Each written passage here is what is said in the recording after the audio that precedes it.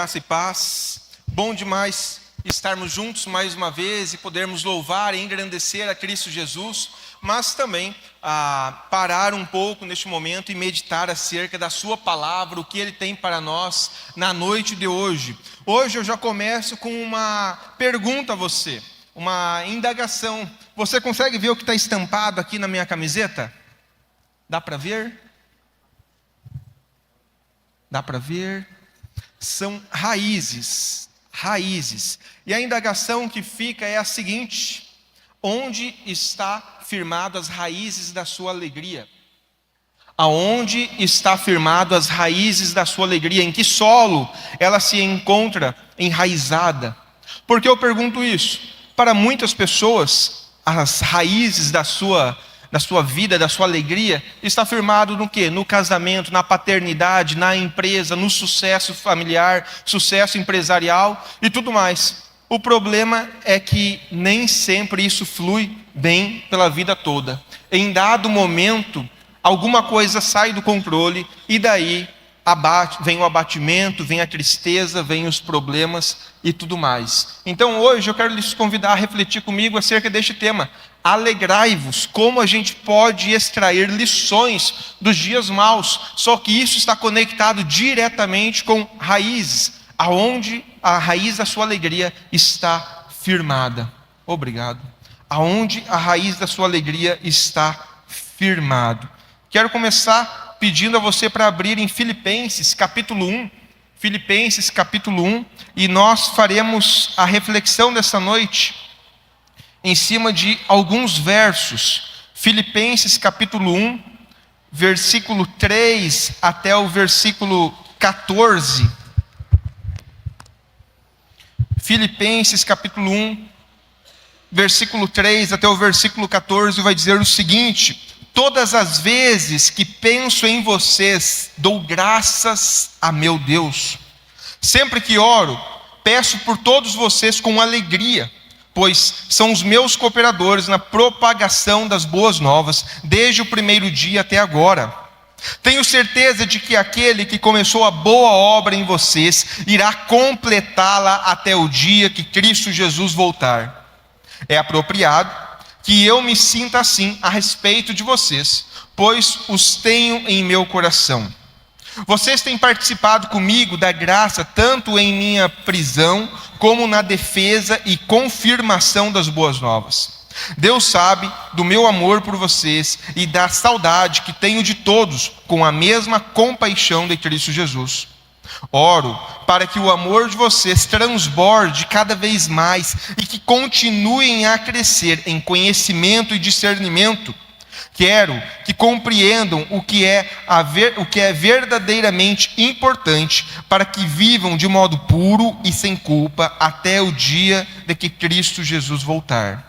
Que vocês sejam sempre cheios do fruto da justiça, que vem por meio de Jesus Cristo para a glória e o louvor de Deus. Quero que saibam, irmãos, que tudo o que me aconteceu tem ajudado a propagar as boas novas. Pois todos aqui, incluindo toda a guarda do palácio, sabem que estou preso por causa de Cristo. E por causa de minha prisão, a maioria dos irmãos daqui se tornou mais confiante no Senhor e anuncia a mensagem de Deus com determinação e temor. Oremos. Senhor Jesus, queremos rogar a Ti que Teu Santo Espírito tenha liberdade para falar ao meu coração, ao coração de cada um dos Seus filhos aqui presentes, ao coração dos nossos irmãos que assistem pela live. Que Tu possas, ó Deus, ministrar a Sua palavra essa noite. É o que eu rogo e peço, orando, clamando, em nome de Cristo Jesus. Amém e amém. Bem, para começar, vou começar com algumas indagações. Você já imaginou receber uma carta com o seu nome punhado nela ali, escrito ali, vinda diretamente do apóstolo Paulo? Imagine assim, o maior pregador daquele tempo simplesmente estar escrevendo uma carta, tendo ali o seu nome como destinatário. Era exatamente essa alegria que aquele povo, ali na cidade de Filipos, em Filipenses, eles sentiram ao receber esta carta com o nome deles, direcionado àquela igreja e tudo mais naquela época. Bem, fato é que isso é lindo, só que esta carta, que já tem 2000 anos, ela tem uma reflexão profunda para nós hoje. Ela é uma carta escrita para aqueles irmãos, para aquela igreja, mas é uma carta escrita a todas as igrejas, de todas as épocas, de todas as gerações, e portanto ela tem princípios, tem valores, tem coisas que a gente pode extrair dela para a nossa reflexão e tudo mais. E hoje eu quero lhes convidar justamente a olharmos para ali e extrairmos algumas lições para o nosso crescimento espiritual. Filipenses, ela é talvez a carta mais radiosa, ou aquela carta que mais brilha do apóstolo Paulo. Se você lê essa carta como um todo, e ao longo de algumas semanas nós vamos refletir em cima dela, se você lê ela como um todo, você vai perceber uma coisa: notas de alegria ecoam dela em todos os capítulos. Todas as passagens que você vê, em todos os capítulos, você vê notas de alegria ecoando. E isso chega ao seu ápice em dado momento. Isso chega ao seu ápice no capítulo 4, versículo 4, onde vai dizer: alegrai-vos sempre no Senhor, e digo novamente, alegrai-vos. Alegrai-vos sempre no Senhor, e digo novamente, alegrai-vos. No capítulo 4, versículo 4, vem à tona esses dois imperativos, falando para que nós tomemos posse da alegria, para que nós realmente nos regozijemos, para que nós nos alegremos. E aí eu quero pedir a vós neste momento para junto comigo, como antes foi lindo perceber, ver a leitura da igreja, em um só som, vamos juntos recitá-los. Alegrai-vos sempre no Senhor, e digo outra vez, alegrai-vos. Bem, o que torna isso extraordinário, sabe o que é? Paulo não estava numa conferência, Paulo não estava numa roda de amigos, Paulo não estava com um banquete à mesa, Paulo simplesmente ele estava preso. Isso é o mais extraordinário dessas palavras. Por trás de uma prisão, onde Paulo já estava há aproximadamente 2 anos, naquele lugar onde ele ficava refém, cativo, não podia sair para ministrar as boas novas do Evangelho, naquele lugar onde ele estava acorrentado dia e noite a um soldado romano, naquele lugar que as correntes, pelo histórico da época, o que a gente conhece da história da época, ele deveria estar acorrentado com um movimento máximo de até 45 centímetros. Naquele lugar, há 2 anos, ele está ali falando para a gente se alegrar. Isso para mim é o ápice desse livro. Ele simplesmente, para mim e para a grande maioria dos teólogos de todas as épocas, ele é talvez um dos maiores cristãos que já existiu. Ele foi um exímio plantador da igreja, um evangelista, um mestre, também foi um escritor, né? Deixou a nós tantas cartas e tudo mais. Ele simplesmente foi um homem de destaque, um homem que realmente Cristo Jesus chamou e o vocacionou para a boa obra. Hoje, vem à tona justamente esta carta por causa de uma coisa. Eu, em minhas orações, pedindo a Deus a direção, a clareza do que era necessário ministrar, falar ao longo deste mês, tive uma clara convicção da parte do Senhor, que era para compartilhar esta carta de alegria. Mas essa carta de alegria é em meio a dias maus. E é por isso que eu entendo que esta carta, ela é um remédio para os nossos dias. Ela é um remédio espiritual que eu acredito que todos nós venhamos a precisar. Ela é uma carta que ela foi cunhada, ela foi escrita em momentos difíceis, em momentos realmente complicados da vida de Paulo. Mas ali, naquele momento, ele tinha uma convicção que ele não estava só. Ele tinha uma convicção que Cristo Jesus era com ele, e mesmo algemado, ele estava alegre. ele tinha essa alegria espiritual que vinha da parte do Senhor. E hoje eu quero lhe convidar justamente a refletir acerca dessa alegria, desse coração grato que a gente encontra na história de Paulo ao longo desta carta escrita ali aos Filipenses. E o primeiro tópico que eu chamo a sua atenção é que Paulo tinha um coração grato. Paulo simplesmente ele tinha um coração grato. A gente vai olhar na parte introdutória do texto e vai ver justamente capítulo 1, versículo 3. Capítulo 1, versículo 3. Todas as vezes que penso em vocês, dou graças a meu Deus. Todas as vezes que penso em vocês, que ele pensava naquela igreja de Filipenses, aquela igreja que fora plantada 10 anos antes, ou seja, 10 anos já havia se passado desde que ele havia passado por Filipos, plantado aquela igreja, ele estava ali recordando, trazendo à memória a alegria daqueles irmãos, mas estava também dando graças a Deus, porque aquele povo estava crescendo no Senhor Jesus Cristo. Bem, apesar de encontrar aqui numa situação difícil, desfavorável, apesar de se encontrar numa situação complicada, Paulo simplesmente, ele mantinha aqueles irmãos com alegria no coração. Ele trazia a alegria ao se recordar deles e tudo mais. Bem, o que me chama a atenção, 10 anos havia se passado, ele estava a 1.000 quilômetros da igreja em Filipos. Ele estava preso há 2 anos e ainda assim ele encontrava razão no seu coração para olhar para o passado, olhar para aqueles irmãos e recordar deles com gratidão, com alegria pelo tempo que ele conviveu com eles.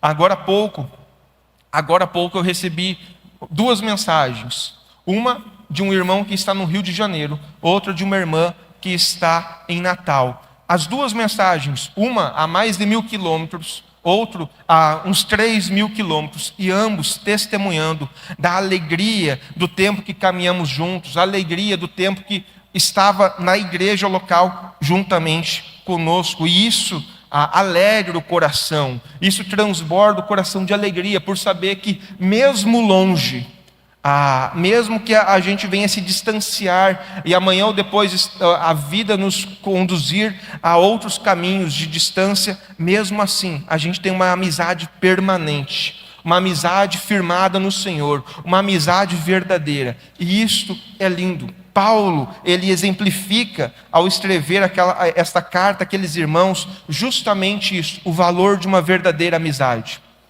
Ela não passou com o tempo, ela não passou com a distância, ela não passou com os problemas, mas ele olhava para eles com alegria, e isso me chama muito, muito a atenção. Ele poderia muito bem estar diante de Deus, reclamando, murmurando, questionando a Deus, porque ele estava onde estava por cumprir a palavra de Deus. Ele poderia muito bem estar questionando outras igrejas que não o auxiliaram, mas não. Ele estava olhando com gratidão aqueles irmãos que eram coparticipantes com ele do evangelho, da pregação da palavra de Deus. Bem, isso fica claro no versículo 4. O versículo 4 vai mostrar justamente: sempre que oro, peço por todos vocês com alegria. Sempre que oro, peço por todos vocês com alegria. E aqui vem a ideia da continuidade. Paulo não orava por eles enquanto estava com. Paulo orava por eles em todo o tempo.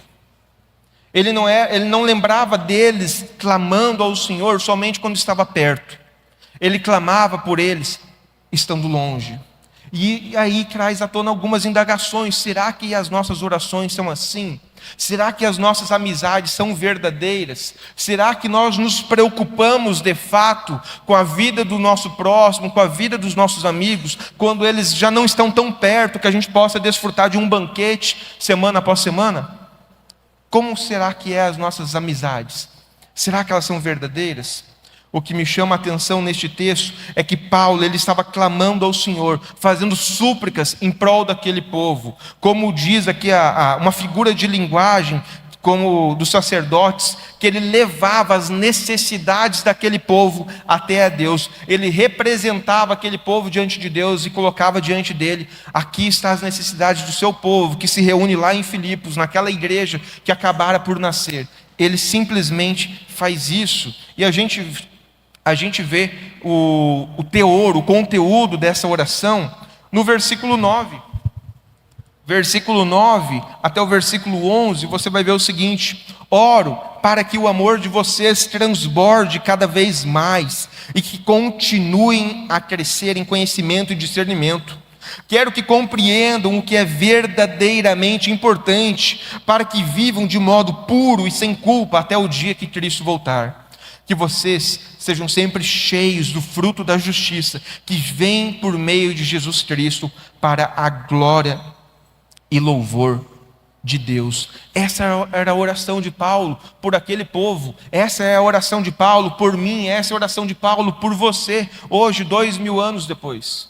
Ele simplesmente, ele se entrega totalmente e ora, clama, agradecido a Deus por aquele povo. E aqui fica uma indagação. O coração agradecido demonstrado por Paulo em orar, interceder em prol do próximo, deveria ser uma característica não dele, deveria ser uma característica do Vinícius, da igreja Recomeçar, de todos os crentes. Não existe numa igreja local ministério de oração, ministério de intercessão. Todo crente deveria orar, todo crente deveria interceder. Essa é a realidade. Todos nós somos chamados, convocados a orar, a clamar, a colocar a vida dos nossos próximos diante de Deus. E aqui fica uma coisa que me chama muito a atenção. Em meio às adversidades, ele simplesmente encontrava alegria em Cristo Jesus. A pergunta que fica aqui para mim e para você é: qual tem sido o foco de nossas orações? Qual tem sido o foco de nossas orações? Será que por vezes nós não somos filhos mimados que queremos colocar tudo diante do Senhor, achando que só nós temos problemas, achamos que só nós estamos com uma situação assim, e se esquecemos de olhar para o lado, esquecemos de olhar para as pessoas dentro da igreja, esquecemos de olhar para as pessoas na nossa sociedade, no nosso estado, na nossa nação? Quando Paulo, ele intercede, ele clama por aquele povo, simplesmente ele se desconecta um pouco dos seus problemas, daquela prisão, de estar ali enjaulado e não poder trilhar, sair dali para pregar as boas novas. Mas o evangelho, mesmo ele estando preso ali, o evangelho ia além, porque ele orava, ele intercedia e ele clamava por aquele povo. Ele se desconectava, se desligava um pouco dos seus problemas, pelo fato de não poder sair, mas se colocava em prol daqueles irmãos, orando e tudo mais.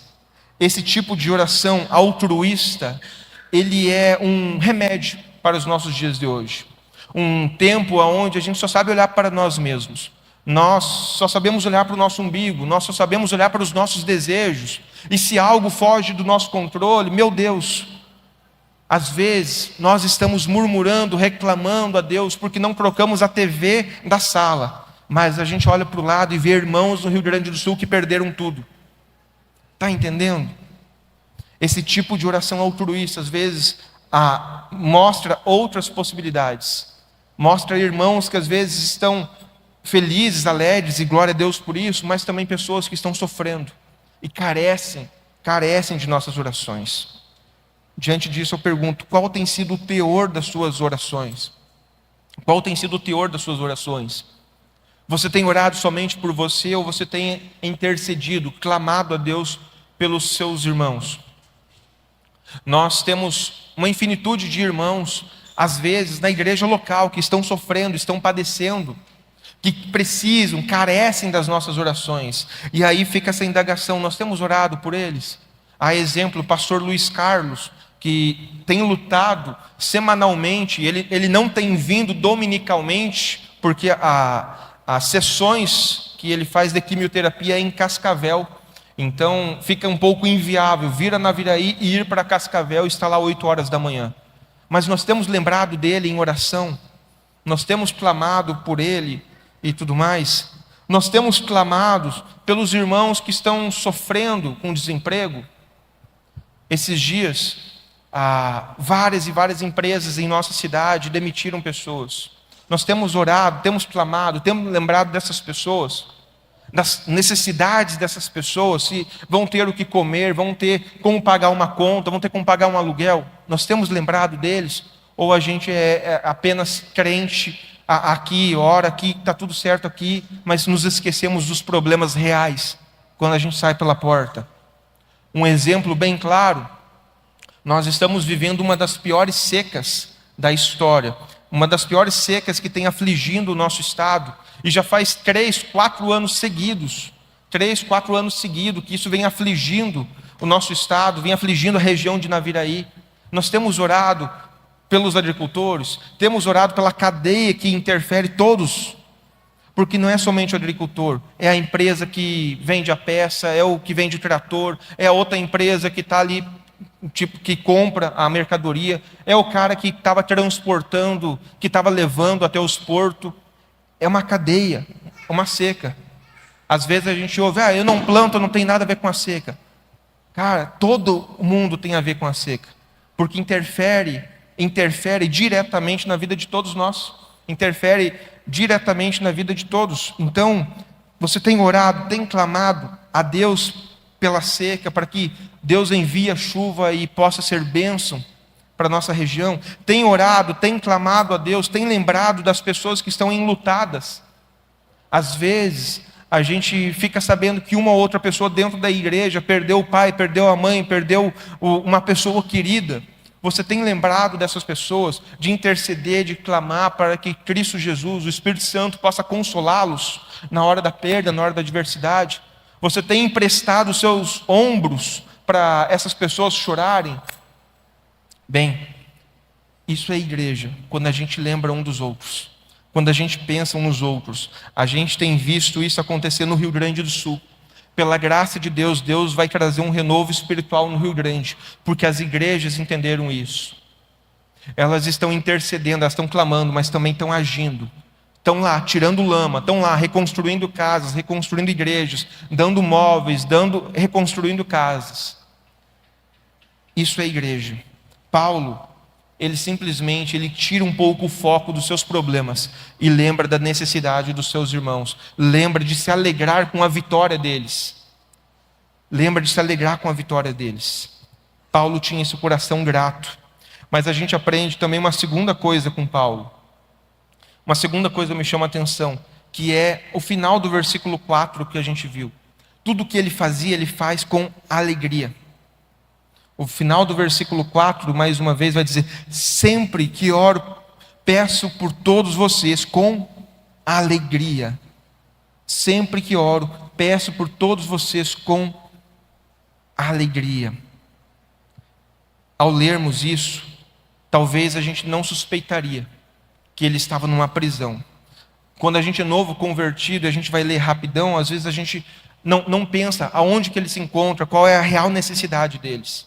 Mas às vezes a gente precisa estudar e conhecer um pouco mais dos bastidores da palavra de Deus, para ver realmente como a pessoa se encontra e por que ela escreve isso.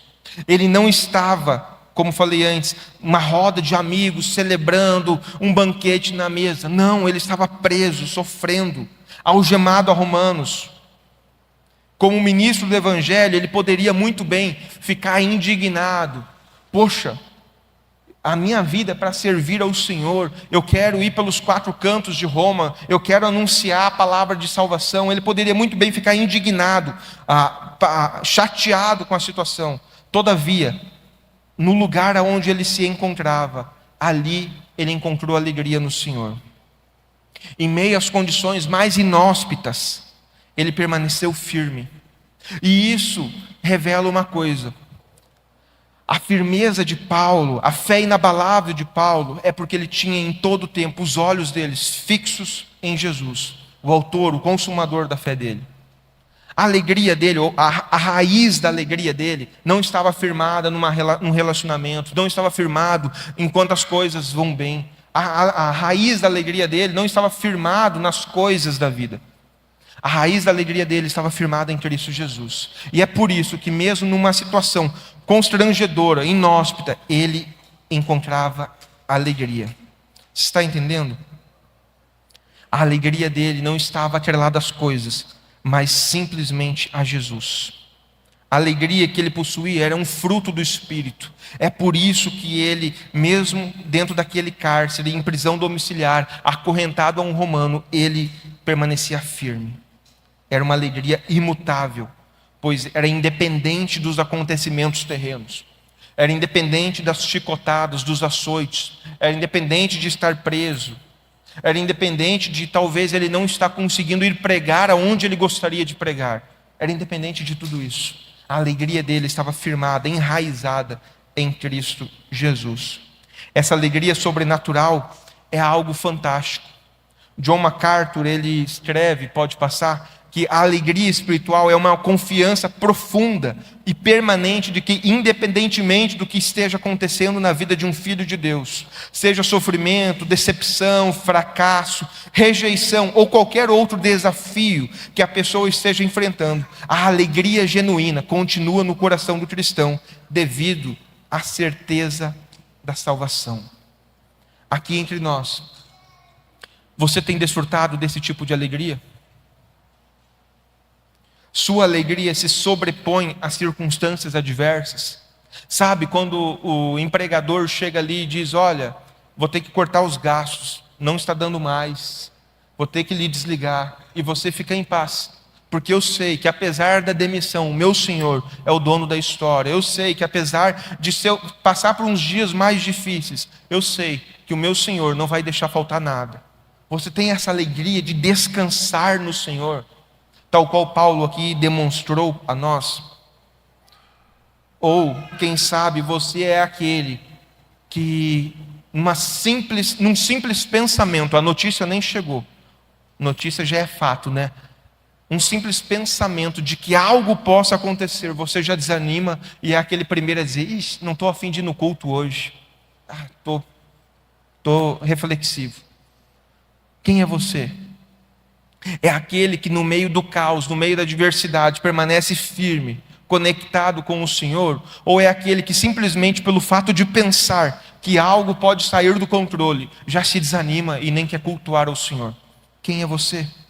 Talvez hoje você precise redirecionar o seu foco para o Senhor, para que possa a partir daqui experimentar realmente a verdadeira alegria que somente Cristo Jesus pode dar. Nossa alegria é mais profunda quando a gente simplesmente entrega ela aos pés do Senhor. É só nele. Ele é o único que nunca vai nos desamparar. Ele é o único que nunca vai nos entristecer. Ele é o único que vai estar sempre ao nosso lado em todo o tempo. Empresas vêm e passam, relacionamento, hoje está tudo bem, amanhã está tudo mal. Pessoas machucam. Isso acontece todos os dias, em todos os lugares. Mas aquele que vai trazer paz ao nosso coração em todo o tempo é somente Cristo Jesus. Somente Ele pode nos dar alegria, apesar dos pesares. Somente Ele pode nos dar um coração alegre, mesmo se tudo à nossa volta seja desfavorável. Bem, quem é você? A sua alegria se sobrepõe às circunstâncias ou simplesmente você desmorona quando algo sai do controle? Descanse mais no Senhor e menos na sua força. E por fim, a terceira lição que eu aprendo é que Paulo tinha um coração evangelístico. Paulo tinha um coração evangelístico. Ele permanece firme na nobre missão de anunciar a mensagem salvadora de Jesus. Ele estava naquele lugar inóspito, mas ali, a 4 paredes, aprisionado a 45 centímetros de um guarda romano, ali ele não perdeu de vista a missão do Evangelho. Ele sabia muito bem quem ele era e para o que Cristo o salvou, para qual a missão que Cristo tinha para a vida dele. Ele não ficou reclamando, ele não ficou murmurando, mas simplesmente ele olhou para aqueles soldados e viu: Deus mudou meu campo missionário. Deus mudou meu campo missionário. Outrora eu estava correndo lá fora na rua. Hoje meu campo missionário são esses guardas que ficam trocando de turno a cada 6 horas. Está entendendo? Ele poderia murmurar, ele poderia reclamar, ele poderia questionar a Deus. Mas ele entende que a missão dele não mudou. O que mudou foi o lugar onde ele pregava. Ao invés de estar no aerópago, ao invés de estar como era de costume, às beiras de um rio, ao invés de estar numa sinagoga, ele estava agora em um quarto, em uma cela com um soldado. Ele perdeu, talvez, a condição de se movimentar, mas não perdeu o senso de missão.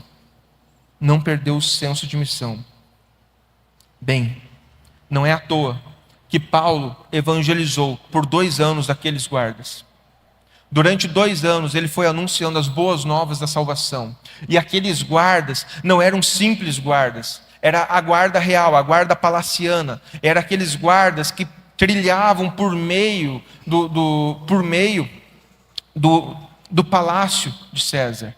Em outras palavras, por meio da prisão de Paulo, ele estava agora alcançando a guarda real. E a partir dali, a mensagem da cruz, a mensagem de redenção de todo aquele que está perdido se espalhou pelos 4 cantos de Roma. Como a gente vê na conclusão, nos versículos 13 e 14, Paulo diz que aqueles homens, aquelas mulheres, eles pregavam com intrepidez, eles anunciavam com coragem. Está entendendo?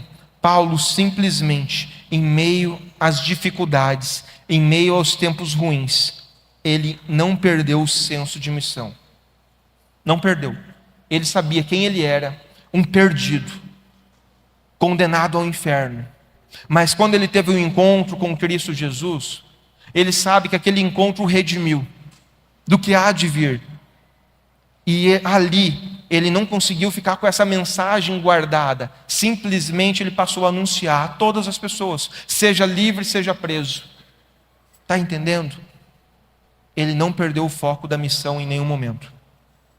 É triste falar, é triste, mas como cristãos, eu tenho a representação que nós perdemos essa missão há muito tempo. Completamente diferente de Paulo. Nós não conseguimos falar aos nossos familiares. Estatísticas comprovam que é a coisa mais normal. O bisneto, o neto, não está nos caminhos do Senhor.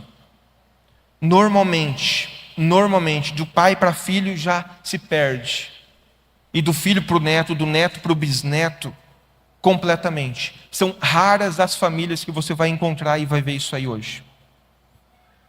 Por eras, gerações aos pés do Senhor. Mas isso mostra uma coisa: nós temos falhado na nossa missão.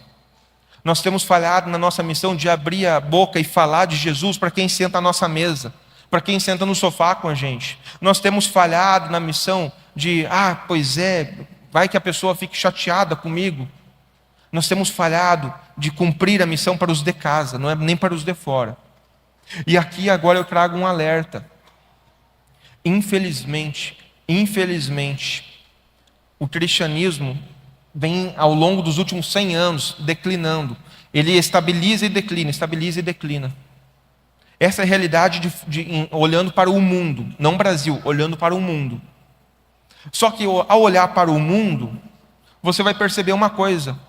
Nos últimos 50 anos, o Islã, os muçulmanos cresceram 29%.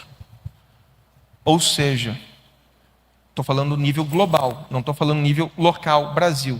Nos últimos 50 anos, o Islã cresceu 29%. E estudos apontam que nos próximos 30 anos, o Islã, os muçulmanos, vão se tornar a maior religião global. E isso mostra um problema. É um problema de casa.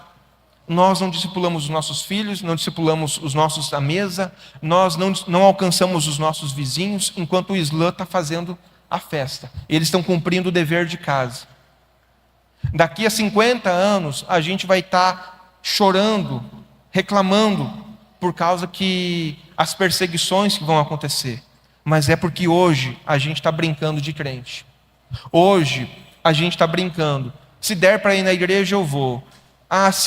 Pois é, eu acho que eu não vou falar hoje. Se eu falar, a pessoa vai ficar chateada. A gente brinca de crente.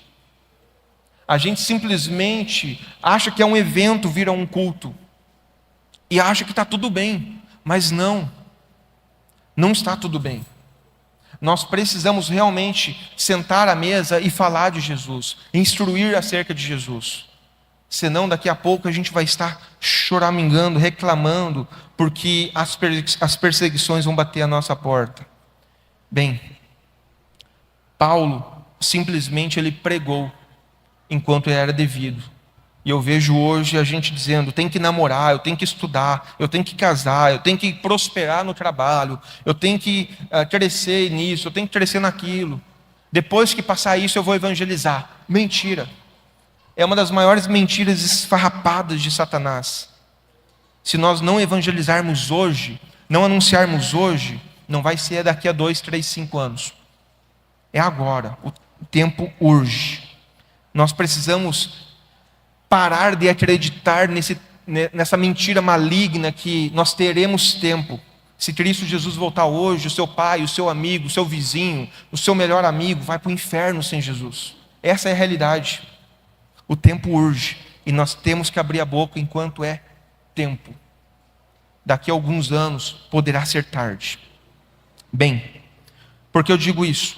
Não importa o quão nós sejamos doutrinariamente sãos, não importa o quanto você tem boa teologia, o quanto você conhece de Deus, se essa boa teologia não se torna numa prática cristã, se essa boa teologia não te conduz a ganhar vidas, se essa boa teologia não te conduz realmente a impactar uma cidade, um estado, a impactar a sua família, não importa o quanto você conhece, se isso não impacta as pessoas à sua volta.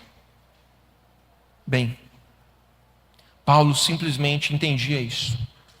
O mesmo escritor de Romanos é o cara que estava anunciando numa cela a 1, 2 soldados. E você está esperando o quê? Que Deus possa nos dar graça para que possamos olhar para as pessoas com amor, com bondade, com um olhar evangelístico, com esse coração evangelístico, para que elas possam se render a Cristo Jesus enquanto é tempo. Concluindo, pode passar?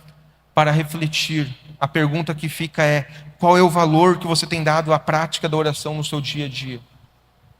Cá entre nós, que tipo de crente você é? É aquele que só ora dominicalmente? Ou sequer ora dominicalmente, às vezes nem aqui ora? Que tipo de crente você é? Quanto tempo você tem se dedicado para interceder pelas pessoas à sua volta? Eu citei a seca, a gente passou por um Covid, eu citei desemprego. Esses dias uma empresa em Naviraí demitiu 70 funcionários. Isso assola toda uma comunidade. Quando que você parou para orar? A gente falou do Rio Grande do Sul. Quando que você tem orado pelo Rio Grande do Sul? Será que é somente quando o pastor desafia no culto, ou isso é algo prático das suas orações? Você se recorda daquele povo que hoje sofre e padece em suas orações? Pense aí, que tipo de crente você é? E por fim, quantas pessoas conheceram a Jesus por meio da sua vida? Quantas pessoas conheceram a Jesus por meio da sua vida? No versículo 5 a gente vê que Paulo fala que aquela igreja em Filipenses, de Filipos, aquela igreja, eles eram cooperadores. Eles faziam parte das coisas boas e ruins. Eles ajudaram Paulo financeiramente para sobreviver em meio às dificuldades. Mas eles eram cooperadores, tanto das vitórias de Paulo quanto das perseguições. E aqui fica essa indagação.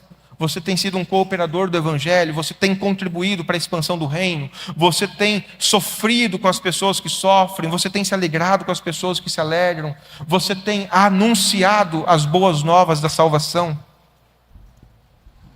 Paulo foi açoitado, foi preso, foi ridicularizado, e ainda assim encontrava alegria em servir ao Senhor.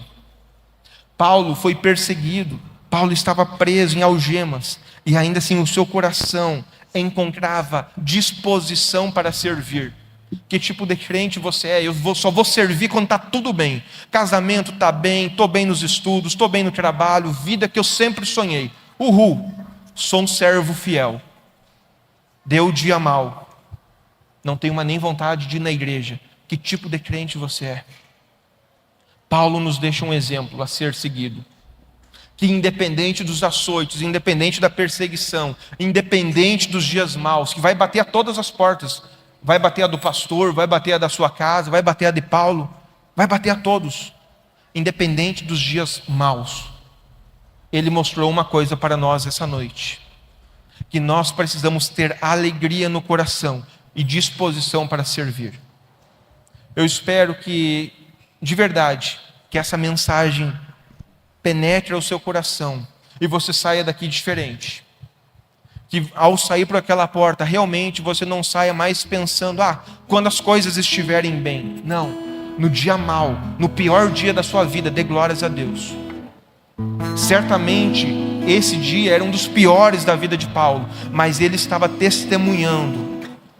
Ele sabia que o Senhor dele, o Deus dele, era soberano sobre a história e soberano sobre a vida dele. E ele sabia que se era para ele estar naquele lugar, Deus tinha propósitos. E não foi à toa que Deus usou ali no discipulado, 1 a 1, para que o evangelho se espalhasse por Roma. Quem sabe o seu dia mau é uma permissividade de Deus, para que ali você, além de glorificá-lo e testemunhar a razão da sua fé aos seus semelhantes, ali você também possa ganhar pessoas para Cristo Jesus. Mostrar que no leito da morte, no dia da doença, no dia do desemprego, você tem um Deus que é maior do que tudo isso. No dia que a adversidade bater a sua porta, você tem um Deus que diz que nele você encontra descanso. Essa semana o Benjamin pegou e disse: pai, fica de pé aí. E ele veio correndo da cama e deu um pulo e se abraçou em mim e deu um beijo e falou: pai, te amo. Foi a coisa mais linda. É exatamente isso que Cristo espera da gente. Encontrar segurança em Deus, descanso em Deus, proteção em Deus. Pare de olhar para o seu problema, pare de olhar para as coisas difíceis e se alegre no Senhor da história. Que você possa testemunhar dentro dos naufrágios dos barcos da vida. Você possa testemunhar que Cristo Jesus é o seu Senhor. Você possa testemunhar com alegria, para que ali, no dia mau, as pessoas à sua volta possam ver o tamanho do seu Deus. Que mesmo em meio às privações, às perseguições, que mesmo em meio aos problemas, você tem um Deus grande, um Deus que não o abandona, um Deus que não o desampara. Aprenda essa noite a descansar em Deus. Que o fruto da sua alegria possa ser nele e não mais na força do seu braço.